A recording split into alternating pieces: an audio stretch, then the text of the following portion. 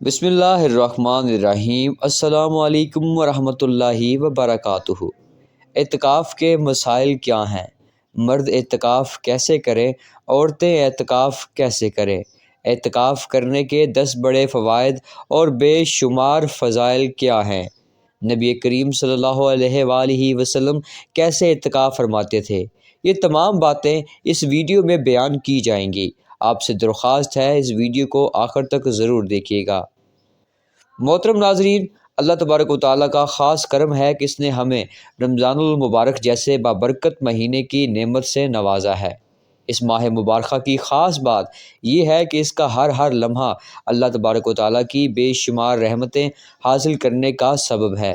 اس مہینے میں دن ہو یا رات، صبح ہو یا شام، جب بھی انسان اللہ تبارک و تعالیٰ کی رحمتیں سمیٹنا چاہے سمیٹ سکتا ہے۔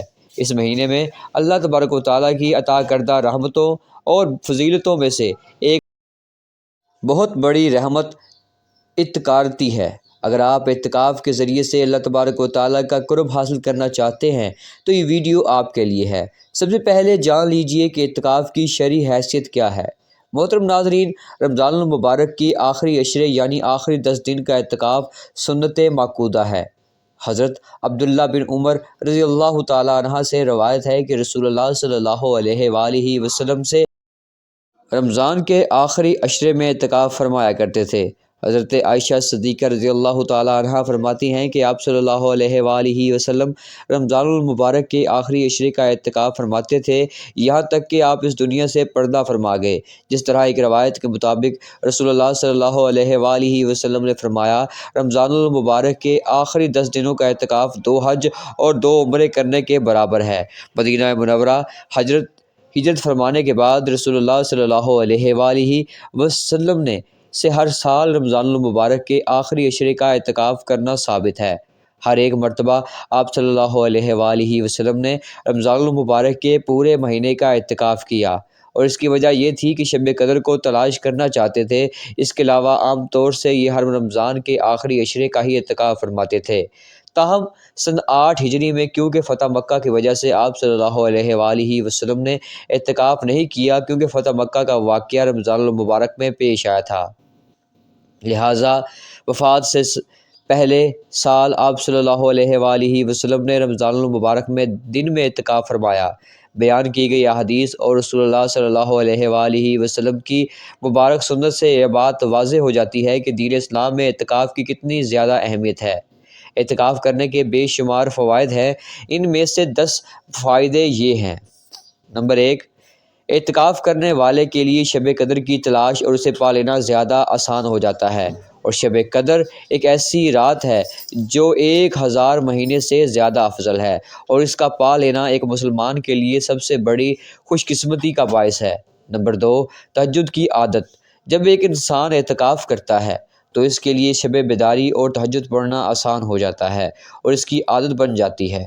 نمبر 3، اللہ تبارک و تعالیٰ کے گھروں یعنی مساجد سے محبت پیدا ہوتی ہے، اور اعتکاف کرنے والی قاتل مسجد جانے سے خوش ہونے لگتا ہے، اور یہ بات روز محشر اللہ تبارک و تعالیٰ کی عرش کا سایہ پا لینے کا سبب ہے۔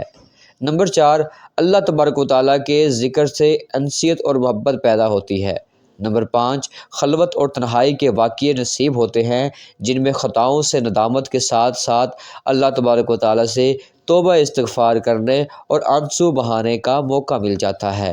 نمبر 6، اعتکاف کرنے والا فضول باتوں اور نفسانی خواہشات سے بچا رہتا ہے۔ نمبر 7، جائز دنیاوی امور اور مغروب چیزیں چھوڑنے کے لیے سبب اسے بے رغبتی اور لا تعلقی پیدا ہوتی ہے۔ نمبر 8، اعتکاف کرنے والے کے دل میں فکر آخرت پیدا ہوتی ہے اور اس کے دل کی اصلاح ہوتی ہے۔ نمبر 9، سنت سمجھ کر اعتکاف کرنے والے کے دل میں سنت رسول صلی اللہ علیہ وآلہ وسلم سے محبت کے جذبات پیدا ہوتے ہیں۔ نمبر 10، زندگی تبدیل کرنے اور اسے شریعت کے سانچے میں ڈالنے کا جذبہ پروان چڑھتا ہے۔ زندگی تبدیل کرنے اور اسے شریعت کے سانچے میں ڈھالنے کا جذبہ پروان چڑھتا ہے۔ محترم ناظرین، جیسے یہ اعتکاف عبادت اتنی زیادہ اہمیت اور فضیلت کی والی ہے، ایسے ہی اس کے چند احکام اور پابندیاں بھی ہیں۔ ان احکام کو پورا کیے بغیر اعتکاف کے فائدے حاصل نہیں ہو سکتے۔ آئیے اعتکاف کے متعلق احکامات کے بارے میں جانتے ہیں۔ نمبر 1، رمضان المبارک کے آخری عشرے کا اعتکاف سنت مؤکدہ الکافیہ ہے، یعنی اگر محلے کے کچھ لوگ اس سنت کو ادا کریں تو مسجد کا جو حق اہل محلہ پر ہے وہ ادا ہو جائے گا۔ لیکن اگر مسجد خالی رہی اور کوئی بھی شخص اعتکاف کے لیے نہ بیٹھا تو سب محلے والے گناہ گار ہوں گے۔ نمبر 2، جس مسجد میں 5 وقت کی باجماعت نماز ہوتی ہو اس میں اعتکاف کے لیے بیٹھنا ضروری ہے۔ اگر باجماعت نماز کی ترتیب نہ ہو تو محلے والوں پر لازم ہے کہ 5 وقت کی نماز ترتیب کے ساتھ پڑھنے کے اہتمام کریں۔ نمبر 3، عورتیں اعتکاف کرنے کے لیے گھر کے اندر ہی ایک جگہ مقرر کر کے وہاں کام کریں تو انہیں مسجد میں اعتکاف بیٹھنے کا ثواب ملے گا۔ نمبر 4، اعتکاف میں قرآن مجید کی تلاوت، درود شریف کی کثرت، ذکر و تسبیح، دینی علوم کا سیکھنا اور سکھانا اور انبیاء علیہ السلام، صحابہ کرام اور بزرگان دین کے حالات پڑھنا اور سننا اپنے مأمور رکھیں۔ بغیر ضرورت کے باتیں کرنے سے بچے رہیں۔ نمبر 5، اعتکاف کی جگہ سے بغیر ضرورت کے نکلنا جائز نہیں۔ اگر بغیر ضرورت سے نکلنے کو اعتکاف ٹوٹ جائے گا۔ یہاں اعتکاف کی جگہ سے مراد مرد کے لیے مسجد اور خواتین کے لیے گھر کی تو خاص جگہ یا حجرہ ہے جہاں وہ اعتکاف کی نیت سے بیٹھیں۔ نمبر 6، پیشاب خانہ اور غسل جنابت کے لیے اعتکاف کی جگہ سے باہر جانا جائز ہے۔ اسی طرح اگر سحری اور افطاری کا سامان لانے والا کوئی اور نہ ہو تو وہ بھی جا کر اپنے گھر سے لانا جائز ہے۔ نمبر 7، جس مسجد میں اعتکاف کے لیے سے بیٹھے ہیں اگر اس فجر میں جمعہ کی نماز نہ ہوتی ہو تو جمعہ کی نماز ادا کرنے کے لیے اس علاقے کی جامع مسجد تک جانے میں بھی درست و جائز ہے، لیکن اس کا طریقہ یہ ہے کہ وہاں صرف اتنی وقت کے لیے جائیں جس وہاں جا کر جمعے کی سنتیں پڑھیں اور جماعت میں شامل ہوں اور فوراً واپس اپنے اعتکاف والی مسجد میں آ جائیں۔ بھولی سے بھی اپنے اعتکاف والی جگہ سے نکل جانے یعنی اگر کوئی مسجد سے نکل گیا اور عورت اپنے گھر میں اعتکاف والی جگہ سے باہر نکل گئی تو اعتکاف ٹوٹ جائے گا۔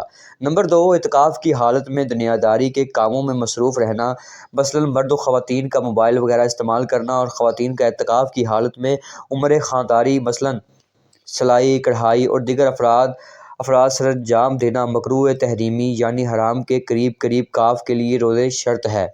اگر کسی وجہ سے بھی روزہ ٹوٹ گیا تو اس کا اعتکاف ٹوٹ گیا۔ اگر آپ جاننا چاہتے ہیں کہ روزہ کن باتوں سے ٹوٹتا ہے تو ہمارے چینل پر الگ سی ویڈیو موجود ہے، آپ اسے دیکھ سکتے ہیں اور اس سے استفادہ حاصل کر سکتے ہیں۔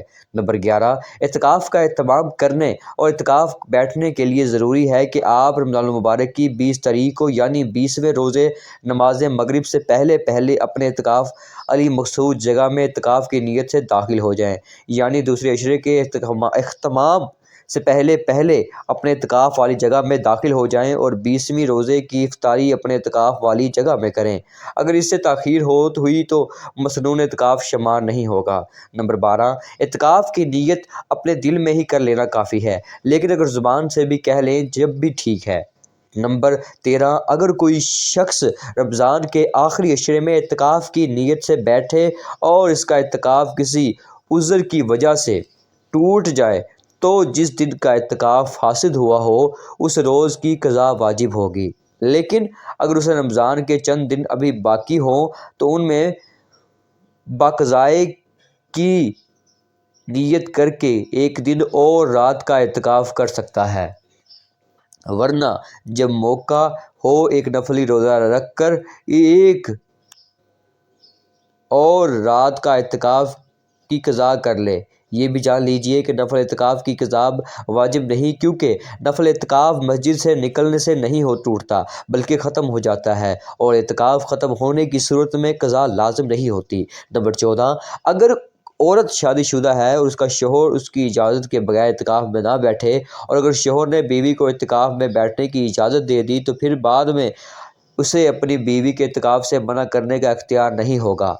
نمبر 15، اعتکاف مسنون میں غسل واجب کے علاوہ کسی اور کے لیے مسجد سے نکلنا درست عمل نہیں، یعنی گرمی کے موسم میں ٹھنڈک کی نیت سے غسل کے لیے جانا جائز نہیں، اور اگر شدید گرمی کی صورت میں غسل کرنا نہایت ضروری ہو تو مسجد کے اندر ہی کسی بڑے برتن میں پانی ڈال کر اس طرح سے غسل کر لیں کہ وہ پانی مسجد کے اندر نہ گرے، یا کوئی کپڑا بھگو کر اسے نچوڑ کر اپنے بدن پر پھیر لیں۔ اس سے بھی مقصد حاصل ہو جائے گا۔